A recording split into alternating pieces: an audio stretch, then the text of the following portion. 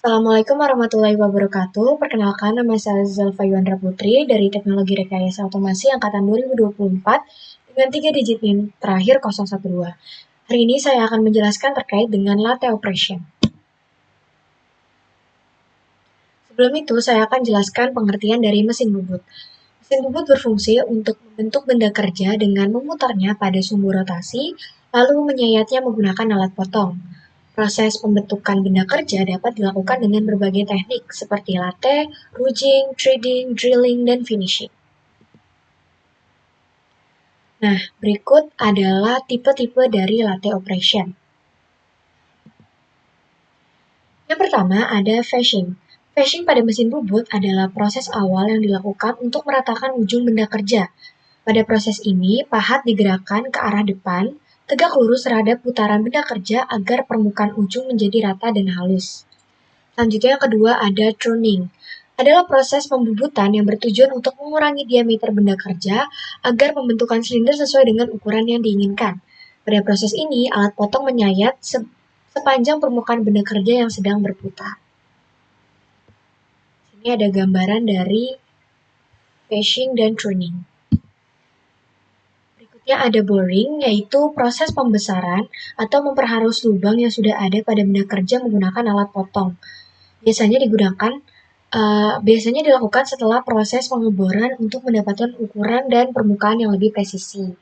Selanjutnya ada drilling, adalah proses pembuatan lubang pada benda kerja menggunakan mata bor. Mata bor dipasang di tailstock lalu digerakkan ke arah benda kerja dengan memutar gagang tailstock agar bor masuk ke dalam dan membentuk lubang. Lalu selanjutnya ada rimming, adalah proses memperhalus dan memperbesar sedikit ukuran lubang agar sesuai dengan ukuran akhir yang diinginkan. Proses ini dilakukan setelah pengeboran menggunakan alat yang disebut dengan rimmer yang dipasang pada tailstock. Selanjutnya ada counter boring. Seperti ini gambarannya. Adalah proses memperbesar bagian atas lubang dengan diameter yang lebih besar, tetapi tetap berada di sumbu yang sama. Proses ini biasanya digunakan agar kepala baut atau skrup bisa masuk rata ke permukaan. Ini gambarannya. Lalu selanjutnya ada knolling, yaitu proses membuat pola atau lekukan pada permukaan benda kerja. Biasanya di bagian tepi, tujuannya untuk memberikan tekstur agar lebih mudah digenggam seperti pada gagang alat atau knob. Lalu selanjutnya ada chamfering, yaitu proses memiringkan atau membentukkan sudut pada ujung benda kerja. Tujuannya adalah untuk menghilangkan sisa tajam, untuk mencegah kerusakan dan membuat tampilan lebih rapi. Seperti ini gambarannya. Lalu yang selanjutnya ada parting off, yaitu proses memotong benda kerja dari sisa material setelah dibentuk sesuai dengan ukuran yang diinginkan. Selanjutnya ada grooving, yaitu membuat celah sempit atau alur pada benda kerja. Proses ini juga dikenal dengan tracing atau necking, tergantung letak dan bentuk alurnya. Ini gambarannya seperti ini. Lalu selanjutnya ada forming, yaitu proses pembentukan permukaan cembung atau cekung, atau bentuk khusus pada benda kerja menggunakan alat potong bentuk tertentu. Alat potong sudah memiliki profil sesuai bentuk yang ingin dihasilkan. Selanjutnya ada tape churning, yaitu proses pembubutan untuk membentuk permukaan kerucut atau meruncing pada benda kerja. Proses ini dilakukan dengan mengatur arah pemakanan alat potong membentuk sudut terhadap sumbu benda kerja. Lalu yang terakhir ada threading. Threading adalah proses pembuatan ulir pada permukaan benda kerja berbentuk silinder. Ulir dapat dibuat di bagian luar maupun di bagian dalam tergantung kebutuhan. Nah, untuk lebih jelasnya, saya akan melakukan simulasi pada software Mastercam X5 dengan menerapkan alat potong atau penjelasan yang sudah saya jelaskan sebelumnya. Baik, langsung saja kita mulai. Pertama kita pergi ke settings, lalu configuration, lalu ke visible grade-nya ini kita checklist, lalu kita checklist. Selanjutnya kita pakai yang lain ini. Dari sini kita buat ukurannya 25. Selanjutnya juga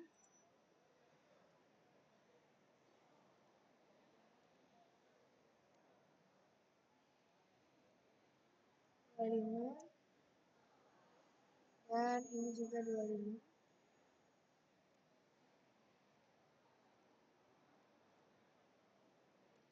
Lalu dari sini ke sini, lalu kita tutup. Oke. Selanjutnya, kita akan buat dia menjadi 3D. Ke solid, lalu revolve. Nah, di sini kita pilih yang ini. Kita checklist. Lalu ini. Nah, kita ke pilih mesinnya dulu, yaitu yang ini.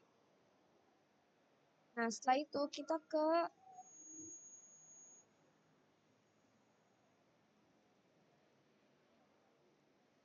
stock setup yang ini, lalu ke properties.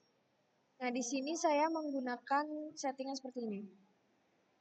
Terus, nah, nanti akan muncul kotak-kotak kecil kayak gini untuk seperti ini. Lalu selanjutnya spindle-nya ke properties juga. Nah, di sini untuk ukurannya saya pakai 150 sama minus 80. Kita checklist. Nah, jadi untuk akan muncul garis seperti ini. Nah, di situ gunanya untuk kita lihat dalam bentuk 3D-nya. Nah, seperti ini. Nah, untuk jarak yang ini adalah antara benda kerja dan benda yang itunya gitu. Jadi kalau misalkan ini minus 20, nah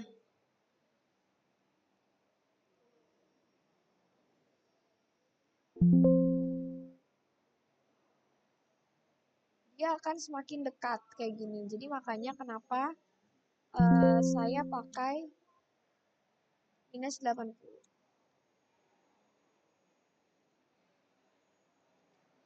Nah, jadinya nanti dia tuh nggak sedekat itu.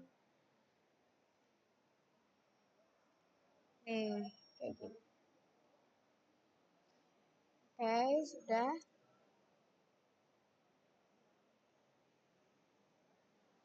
Selanjutnya, saya akan ke Toolpath, lalu Face. Nah, di sini saya akan pakai yang ini, Row Face Right, karena untuk pemotongan atau pengikisan dari kanan ke kiri. Terus untuk face parameternya di sini saya pakai 0,25 dan 4. Ini. Selanjutnya ke toolpan lagi yang row. Nah, di sini saya akan pilih yang ini. Lalu kita klik yang ini dan yang ini. Terus kita checklist. Nah, ini kita pakai yang sama, row face right lagi. Terus parameternya yang ini pun 0,5. Terus ini kita nolin. Lalu kita pilih yang use stop for other boundary yang ini. Kita checklist.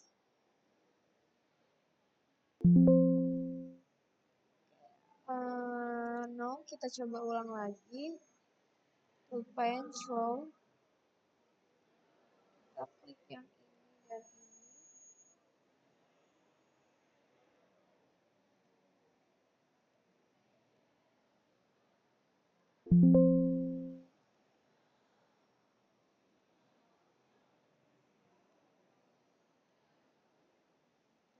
Terus kita pilih yang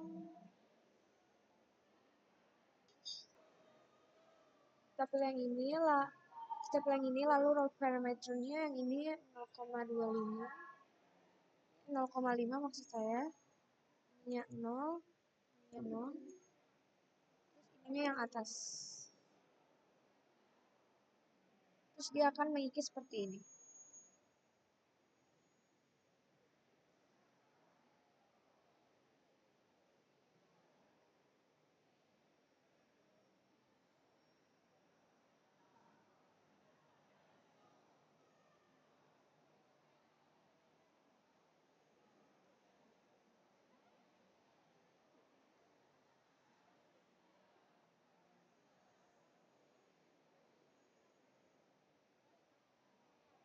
Nah, selanjutnya, biar rapi kita ke two pens lagi, lalu yang finish. Nah, di sini sama kayak tadi, kita pilih yang ini dan yang ini. Lalu kita checklist. Nah, di sini kita pilih yang finish right. Terus kita setup tool, kita checklist. Finish parameternya yang ini kita buat 0,25, ini 4. Lalu kita checklist. Oke. Nah, ini sudah selesai. Kita bisa coba lihat simulasinya di sini. Ini apa namanya, untuk melihat ini kita checklist semua menjadi sampai biru. Lalu kita play di sini.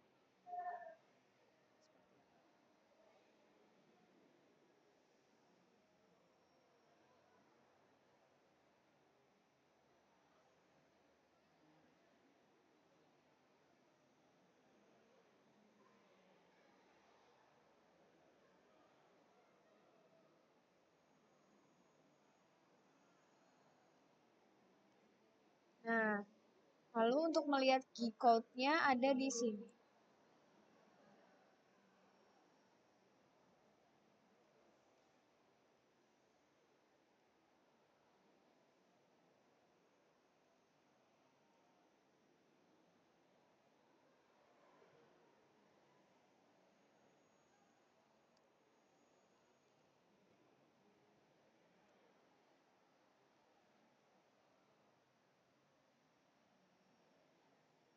Nah, berikut adalah key code-nya.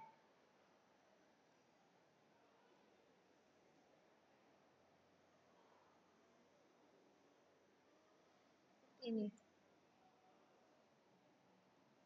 Mungkin itu saja yang bisa saya sampaikan. Kurang lebih mohon maaf. Wassalamualaikum warahmatullahi wabarakatuh.